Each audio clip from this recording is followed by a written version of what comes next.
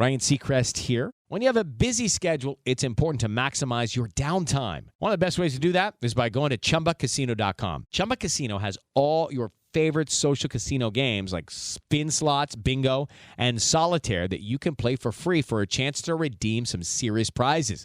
So hop on to ChumbaCasino.com now and live the Chumba life. Sponsored by Chumba Casino. No purchase necessary. VGW Group. Void where prohibited by law. 21 plus. Terms and conditions apply. Thank you.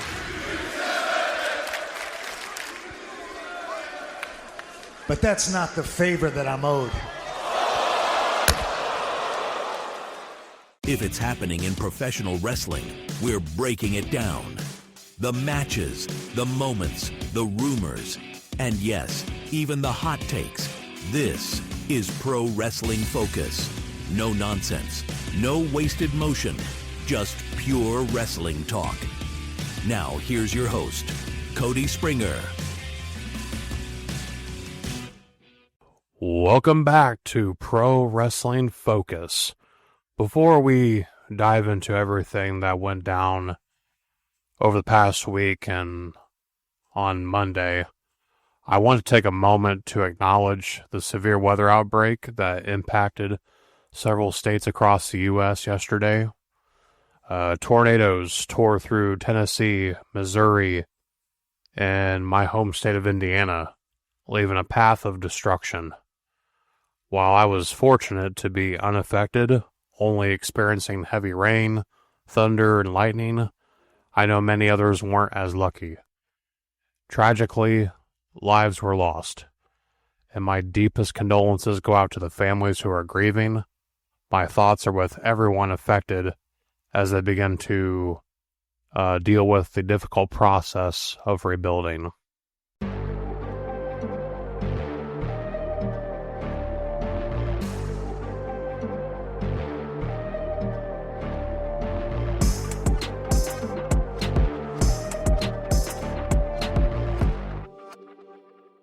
Alright guys, let's get started here talking about what happened on SmackDown. CM Punk, Roman Reigns, Seth Rollins, the contract signing. And you guys know me. If you've been rocking with this podcast since I started, you know I cannot stand contract signing segments in wrestling. I think they are overdone, lazy booking, like Cornette says, lazy booking. And most of the time, they don't enhance the story at all. It's usually just a bunch of guys standing around, talking trash, and then, surprise, surprise, chaos happens. It's like WWE has a checklist for these. It's like, chairs, check. Table, check. Security that somehow can't stop a brawl, check. But I gotta give credit where credit's due. Because this contract signing, this one actually meant something. It wasn't just filler. It got us even more hyped for this match at WrestleMania.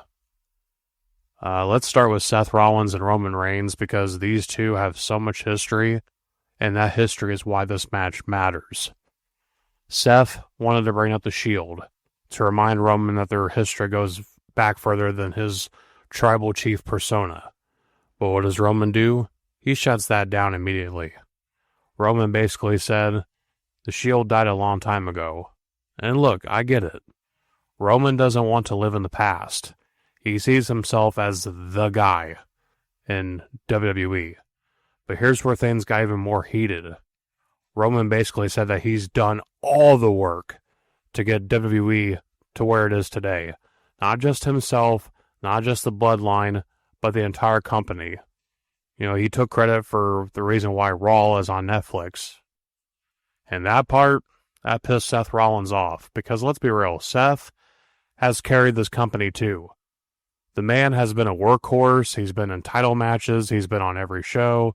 He's been Mr. Reliable.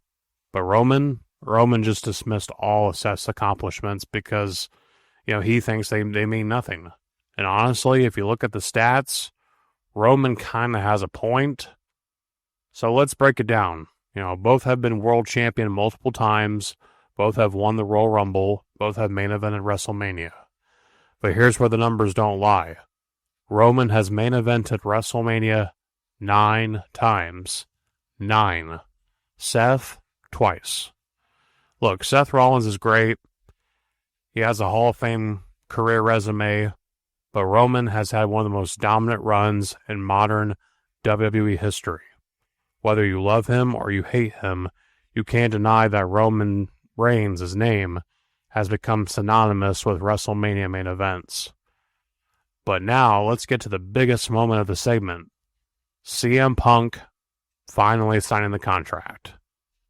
Punk comes out, picks up the contract, and he starts reading through it like he's looking for something specific. And immediately Roman gets irritated. Roman at this point is so full of himself that he thinks Punk should be grateful for even being in this match. And that's when Paul Heyman speaks up. Heyman tells Punk that he is finally main eventing WrestleMania.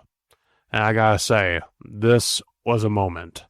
Because if you know CM Punk's history, his biggest gripe, his biggest issue with Vince McMahon and WWE was that he never got to main event WrestleMania.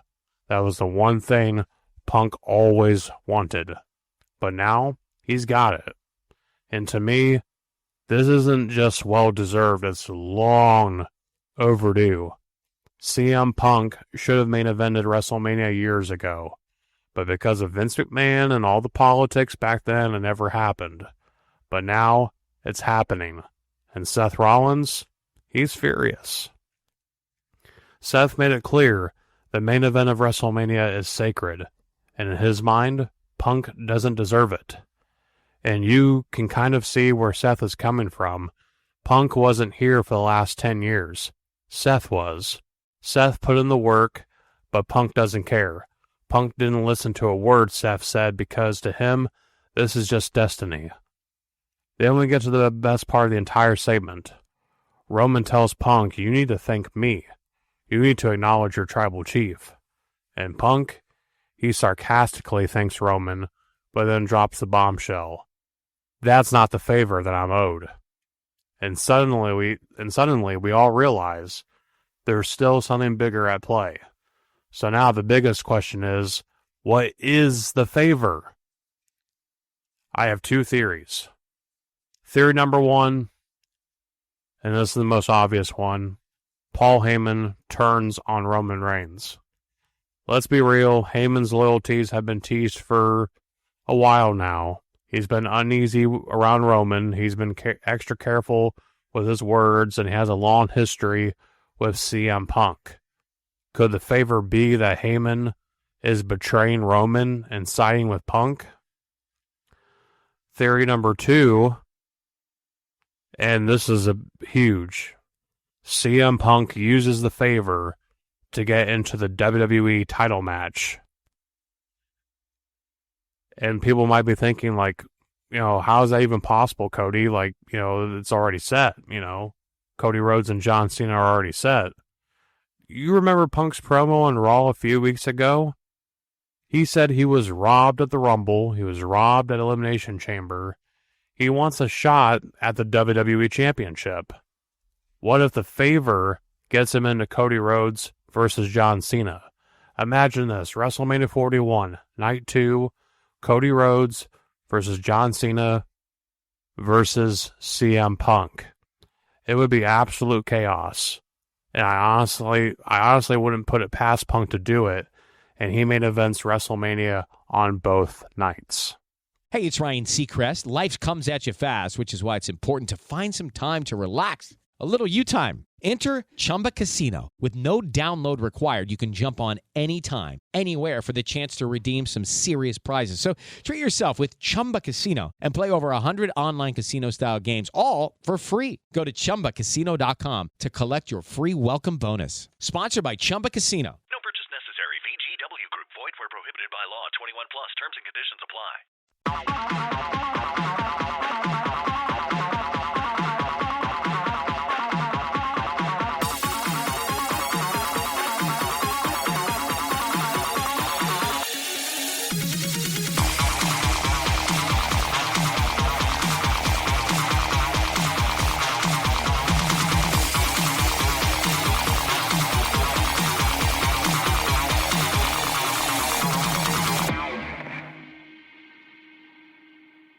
Let's talk about the Cody Rhodes and John Cena promo from Raw, because holy shit, this was good.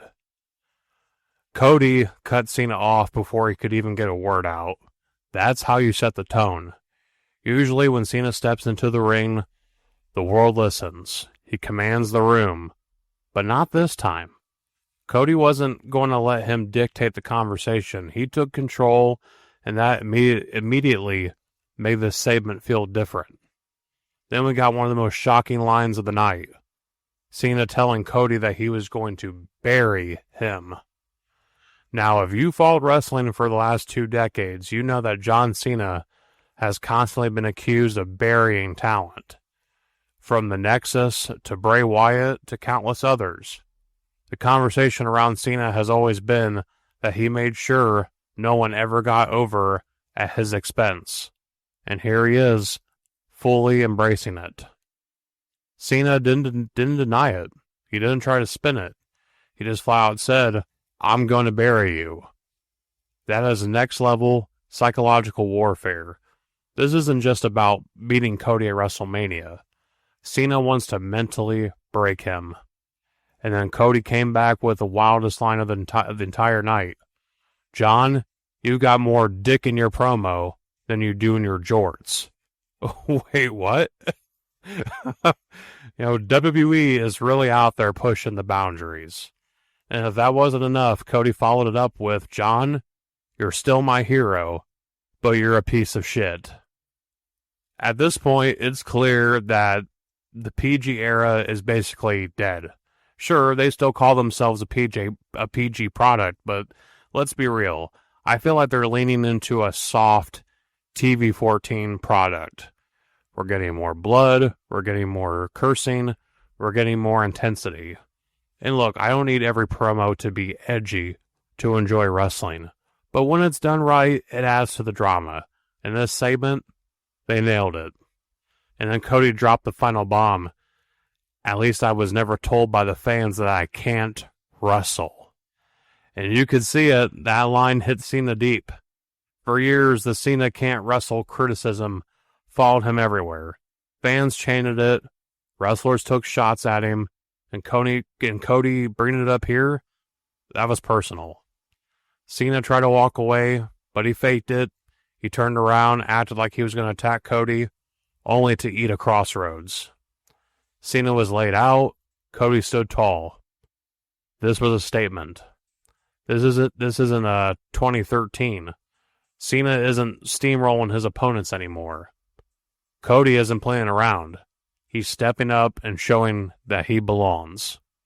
And after this, the WrestleMania match feels even bigger. Now, where was The Rock? Not here, but honestly, he didn't need to be. This segment was all about Cody and Cena, and they absolutely delivered. But I do expect the final boss to be lurking right around the corner.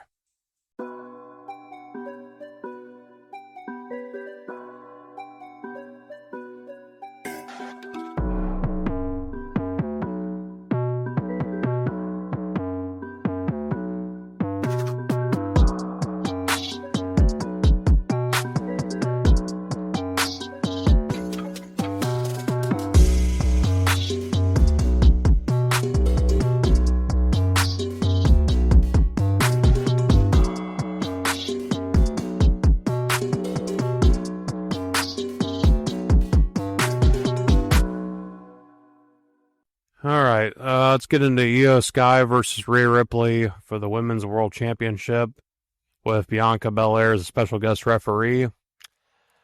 I called it. You called it. Hell, a blindfolded monkey could have called it. This match was always going to end in chaos. Predictable, lazy, disappointing. And that's the problem. The in-ring action was good, because of course it was. But how are we supposed to invest when the story is this uninspired? I'm going to say it. This feud has been horrible from the start. And instead of actually fixing it, WWE has just been coasting, hoping that we'll be distracted by the talent involved. Guess what? Io Sky, Rhea Ripley, and Bianca Belair deserve better. Rhea is out here getting triggered by every single little thing that Bianca does. Bianca is equally annoyed by everything Rhea does. And Io's just sitting here like, hey guys, remember me? I'm the champion. The sad part is that Io shouldn't feel like a third wheel. She should be the centerpiece of this entire thing. But instead, WWE booked her into this without a clear plan. Let's be real. Next week, Adam Pearce is going to come out and say, due to the controversial ending, this match is now a triple threat at WrestleMania. Wow. Shocker. Never saw that coming. How many times have we seen this play out? How many times does WWE rely on this lazy, cut-and-paste booking where they can't figure out a proper feud, so they just turn a singles match into a triple threat by default? There was so much potential here. This could have been one of the best women's title feuds in years. Instead, we're getting the bare minimum. The bottom line is the match was fine, the work in the ring was strong, but the storyline, garbage. It's not even about the triple threat. It's about the way they got there. The lack of effort, the lack of depth. The bare minimum is not good enough when you have three of the best in the world. And that's the part that pisses me off. Hello, it is Ryan, and I was on a flight the other day playing one of my favorite social spin slot games on ChumbaCasino.com. I looked over at the person sitting next to me, and you know what they were doing? They were also playing Chumba Casino. Coincidence? I think not. Everybody's loving having fun with it. Chumba Casino is home to hundreds of casino-style games that you can play for free anytime, anywhere, even at 30,000 feet. So sign up now at ChumbaCasino.com to claim your free welcome bonus. That's ChumbaCasino.com and live the Chumba life. No purchase necessary. VGW Group. Void where prohibited by law. See terms and conditions. 18 plus.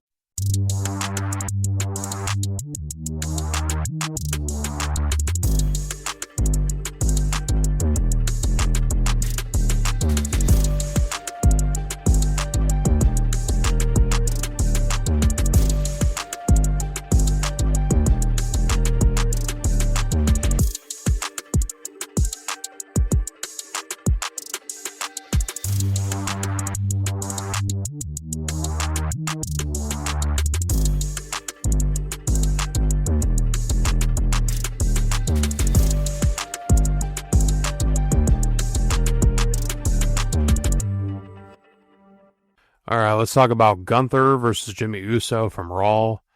And I'm telling you, this is exactly what I've been asking for. I've been saying for weeks that WWE needed to do something, anything, to get people to care about Gunther versus Jey Uso at WrestleMania. And finally, they gave us something that mattered. Gunther went full diabolical mode, and I loved it. Let's rewind to last week for a second. Jimmy Uso, yes, Jimmy, not Jay, punked Gunther out. He walked right up to him, slapped the absolute hell out of him. Not a light tap, not a little shove, it was a full-on, disrespectful, who do you think you are, slap. And Gunther did nothing. I'm telling you right now, the second that slap landed, I knew somebody was going to pay. And this week, Gunther collected on his debt. First off, let's talk about the match itself. Gunther versus Jimmy Uso wasn't just a throwaway bout. It was a statement. It was Gunther sending a message, not just to Jimmy, but to Jay. The moment Gunther started pulling Jimmy up after 2 counts instead of finishing him off, I knew we were in for something. That's the mark of a true sadistic heel. He didn't just want to win. He wanted to humiliate and break his opponent. Then we get to the aftermath, and man, that was some of the most vicious post-match storytelling that WWE has done in quite some time. Gunther choking Jimmy out after the bell was already enough to get a reaction, but bringing out the zip ties and leaving Jay completely helpless while Jimmy got beaten into a bloody mess, that's some next-level heel work. And the moment that truly sealed this as a top-tier segment, Gunther wiping Jimmy's blood on his own chest like a war trophy. That was unhinged. That's the kind of moment you don't forget. It kind of reminded me of Classic brutal beatdowns from guys like Brock Lesnar or even Triple H in his prime. This wasn't just about winning a match. It was about establishing dominance. And yeah, the zip ties thing, hilarious WWE logic. You're telling me security had those this whole time and never thought to use them during the countless pull-apart brawls in the past? Come on now. But this segment did everything it needed to do. Gunther looked like an absolute monster. Before this, some fans probably saw him as just a dominant champion who puts on great matches. Now, he feels dangerous. Jay looks like a true underdog. The best babyfaces are the ones who go through hell before the big fight. Watching Jay struggle against those zip ties while his brother got destroyed, that's the kind of moment that makes you root for him at WrestleMania. The feud finally has personal stakes. Before this, it was more about Jay trying to prove he belongs and whether he can win the World Heavyweight Championship. This isn't just about gold anymore. This is about revenge. So what's next? WWE cannot let up. They have 2 Raws left before WrestleMania. They need to keep building on this momentum. Jay needs to come back next week furious. We need to see him go after Gunther like a man possessed. We need Jay to get his hands on him, only for Gunther to shut him down again, because the more Gunther beats him down, the bigger the pop will be when Jay finally gets his moment at WrestleMania. This is how you build a WrestleMania match. I went from not caring about this feud at all to being interested in the span of one segment. That's the power of great booking when it's done right. If they keep this level of intensity, Gunther versus Jay might just steal the show at WrestleMania. It's time to dive into the latest news and rumors from around the pro wrestling industry. Some of it's fact, some of it's speculation, but we'll break it all down and separate what's real from what's just making headlines. Remember, if it's not confirmed, it's just a rumor. But that won't stop us from talking about it.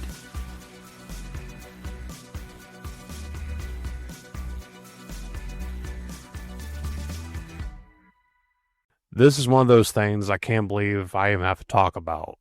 But here we are. The IWC is running wild with one of the dumbest rumors I've seen in a long time. This idea that CM Punk is having an affair with Roxanne Perez. And look, I wouldn't even bring this up normally because it's so ridiculous, but it's been floating around for a while.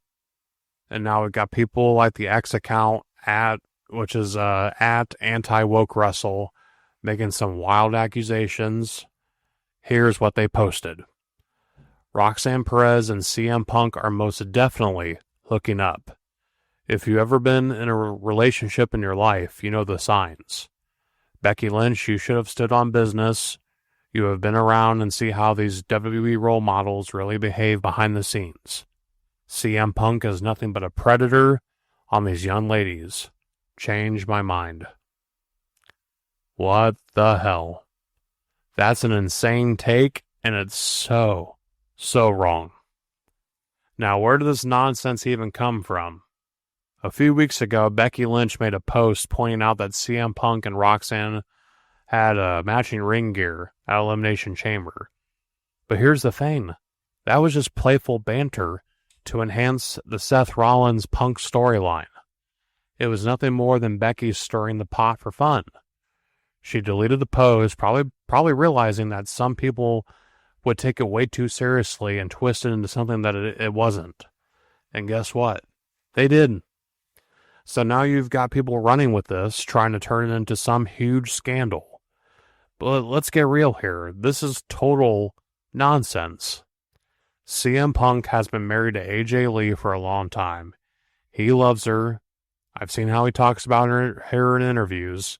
She's his world. Meanwhile, Roxanne Perez is in a relationship with Drake Moreau, who's been featured on WWE LFG. Are Punk and Roxanne close? Yeah, it seems like they are.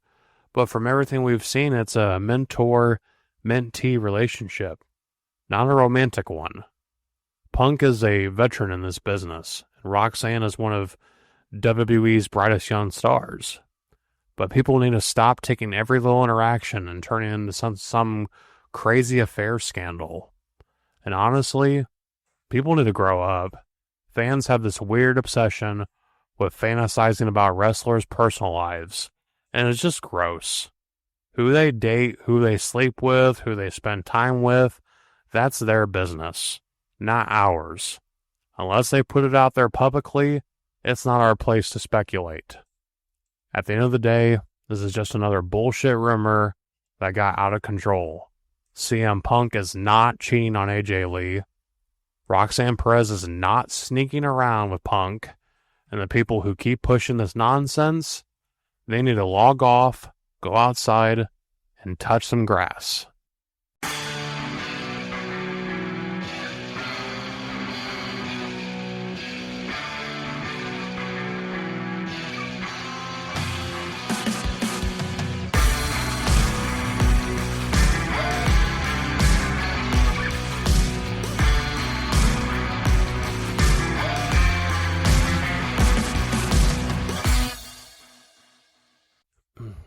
WWE has been making some serious moves lately when it comes to talent acquisitions. They've been scooping up the biggest free agents left and right, and now PW Insider has confirmed that Rusev, aka Miro, is coming back to WWE. Let's break this down. First, WWE recently signed Rey Fenix, and he's set to make his debut on SmackDown tomorrow night. Huge signing. Then there's heavy speculation that Malachi Black, or Aleister Black, whatever you prefer, is also on his way back to the company. Ricky Starks, who now goes by Ricky Saints, just won the NXT North American Championship. And now, Rusev is back. Rusev has spent the last few years wrestling in AEW under the name of Miro, and let's be honest, his run there wasn't exactly a spectacular. Yeah, he was TNT champion for a bit, but who really cares? The TNT Championship just was passed around like a hot potato, and his reign never really had that must-see factor. AEW never really fully capitalized on him. Eventually, Miro got fed up with AEW, just like a lot of other talent recently released or got let go. He was dissatisfied with Tony Khan's booking, and rather than sitting around collecting a paycheck for nothing, he basically said, "Screw this, I'm out," and left America to go back home to Bulgaria. He got his release granted, and now he's back in WWE. Now, I've always thought that Rusev was a solid worker. The guy can go in the ring, and he's got a natural charisma that a lot of people overlook. The Rusev Day gimmick, that was gold. It got insanely over with the fans, but of course, Vince McMahon had to kill it off because he didn't create it. That was a huge missed opportunity. And let's not forget one of the worst storylines that WWE ever put him in. That garbage angle of Lana cheating on him with Bobby Lashley. Awful. It was embarrassing for everyone involved, especially Rusev. They turned it into this weird, over-the-top soap opera that nobody wanted to see. It didn't help his career. It didn't help Lashley. It didn't help Lana. It was just a complete waste of time. But now, this is a fresh start. You know, we're under the Triple H regime now in WWE, and we've seen how he's been giving guys better opportunities. Could this be Rusev's chance to finally have the run he should have had the first time around? I think so. He's a legit powerhouse. He's got personality. And if booked right, he could absolutely make an impact. Now, the big question is, when and how does he return? Does he show up on Raw or SmackDown? Could he go to NXT for a fresh coat of paint? Does he keep the Rusev name? Or do they tweak his presentation? Whatever happens, I just hope that they don't drop the ball on him again. I think this guy's got too much talent to be wasted, and with the way they've been moving lately, it feels like they're just bringing guys in they actually want to push. So if Rusev finally... I think this might be the time where Rusev finally gets his due. We'll see. Hey everybody, it's Mick Foley, and I just want to take a moment to thank all of you for your well wishes, your positive energy, your prayers. I had so many people in wrestling reach out to me, and some of I just was sending some texts with The Undertaker a few minutes ago. Triple H reached out.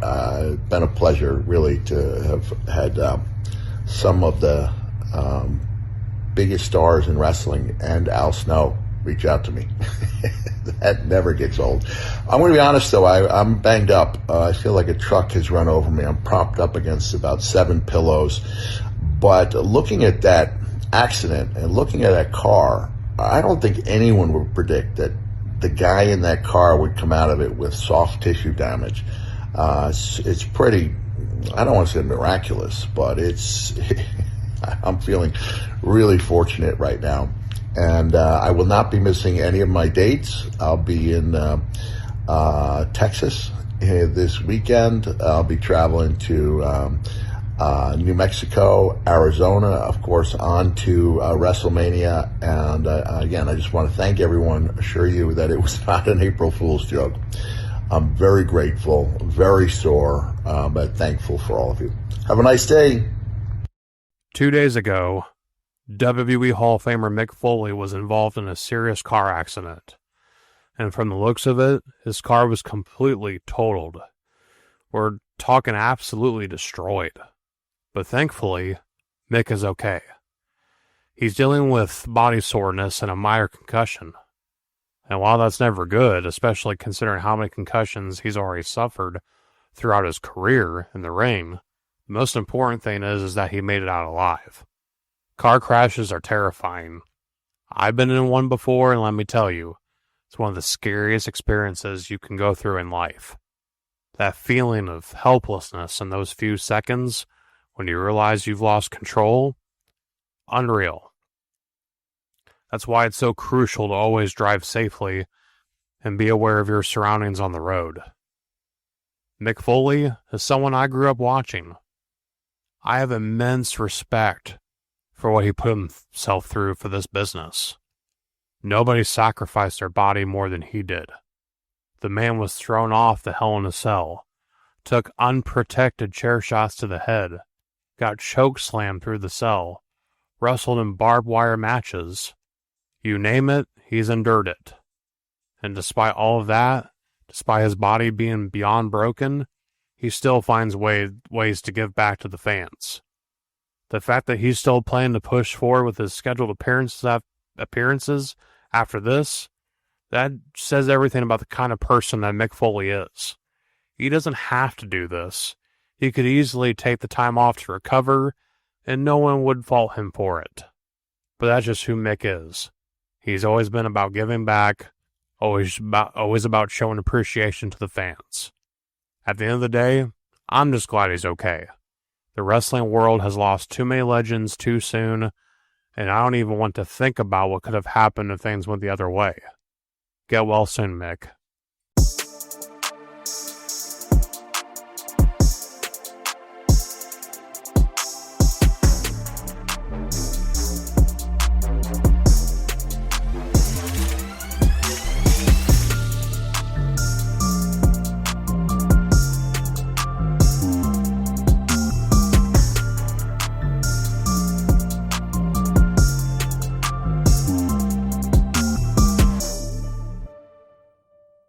Nikki and Brie Bella might be making a WWE comeback. At least that's what they've been teasing in their latest interview with E! News. Now, Nikki already returned earlier this year as a surprise entrant in the Royal Rumble, but that was a one-off appearance. However, she's been hinting at doing more with WWE. In this latest interview, both Nikki and Brie confirmed that they will be at WrestleMania 41. So what does that mean? Are they just going to be there for an appearance? Are they actually going to get back in the ring? I think I know where this is headed.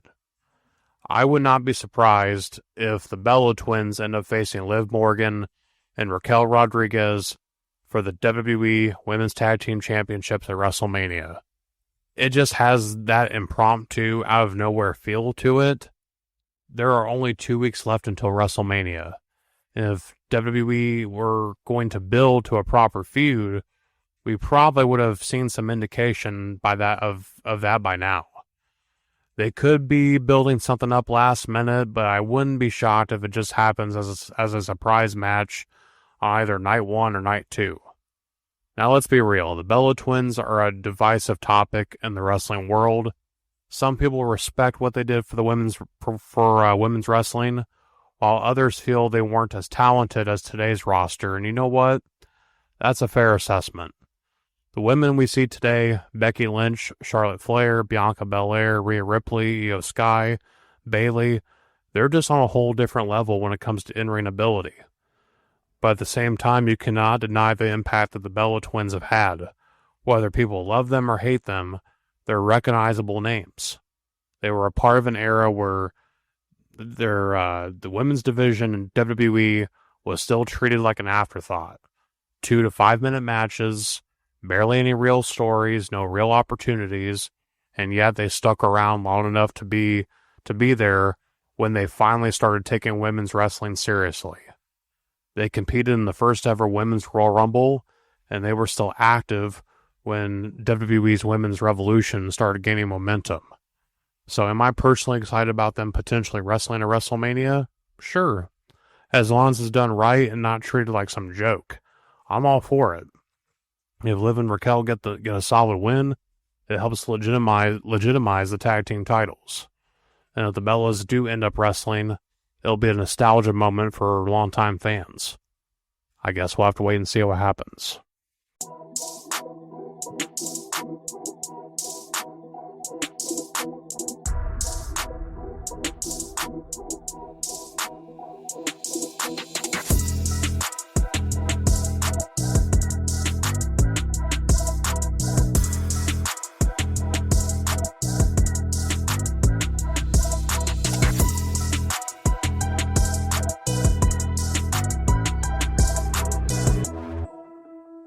Alright, that's going to do it for this episode, folks.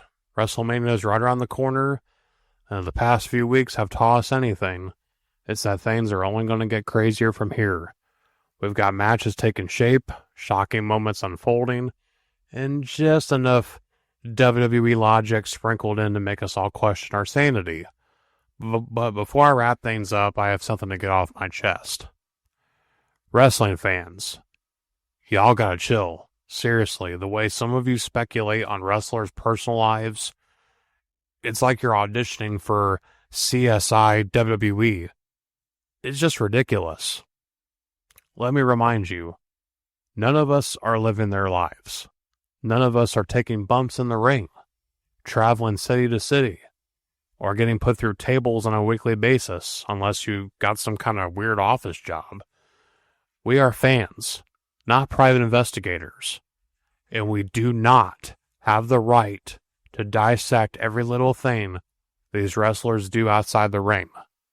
You see a wrestler take a picture of someone, suddenly they're dating. You notice two people matching ring gear, clearly they're having a secret affair. Someone posts a vague tweet, must be some major backstage drama. Like, come on, people, sometimes a photo is just a photo. Gear is just gear. And wrestlers, they have lives outside of performing for us. So let's just all take a deep breath, remember why we watch wrestling in the first place, and just enjoy the damn show. That's what it's all about. With that said, stay safe, don't believe everything you read on the internet, and most importantly, enjoy wrestling.